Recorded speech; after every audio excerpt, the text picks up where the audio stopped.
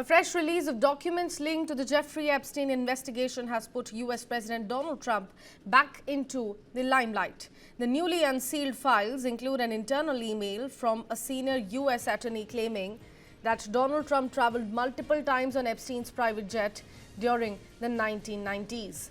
According to the email, Trump is listed as a passenger on at least 8 flights between 1993 and 1996, including several journeys where Epstein's close associate Ghislaine Maxwell was also present.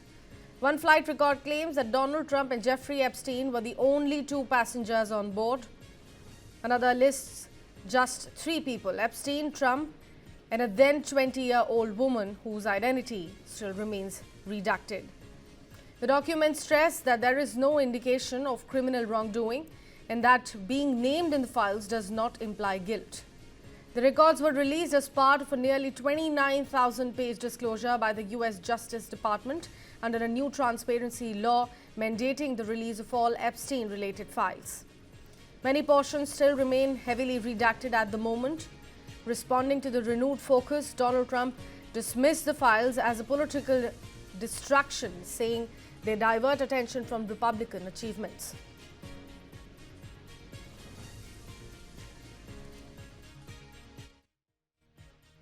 U.S. President Donald Trump was mentioned in a new batch of Epstein files released Tuesday by the Justice Department. Among them was a New York prosecutor's email saying that Trump flew on convicted sex offender Jeffrey Epstein's private jet, quote, many more times than previously has been reported. It said he had flown on the plane 8 times in the 1990s. In a social media post in 2024, Trump said he was never on Epstein's plane or at his stupid island.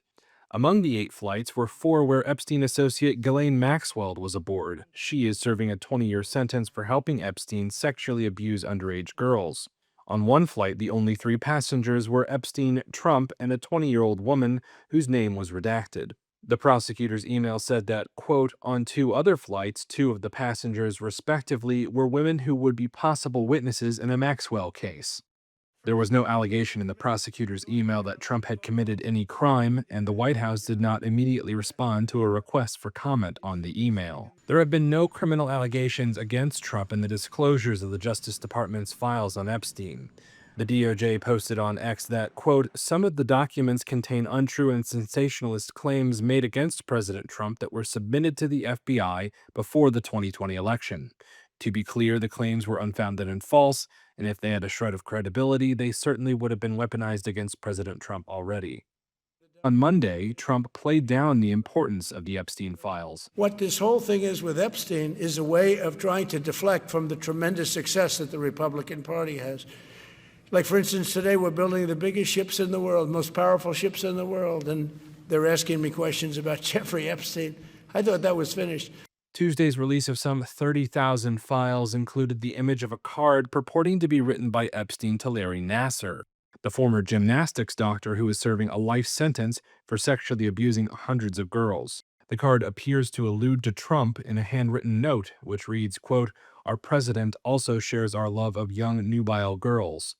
But just hours after releasing it to the public, the Justice Department labeled the card a fake, saying in a statement, quote, this fake letter serves as a reminder that just because a document is released by the Department of Justice does not make the allegations or claims within the document factual. Nevertheless, the DOJ will continue to release all material required by law. The envelope in the image is postmarked Virginia, not New York, where Epstein was jailed, and appears to have been processed 3 days after his death in August 2019. The White House did not immediately respond to requests for comment on the card. One of Larry Nassar's former lawyers, Shannon Smith, declined to comment. Another former lawyer, Matthew Newberg, did not immediately respond to a request for comment.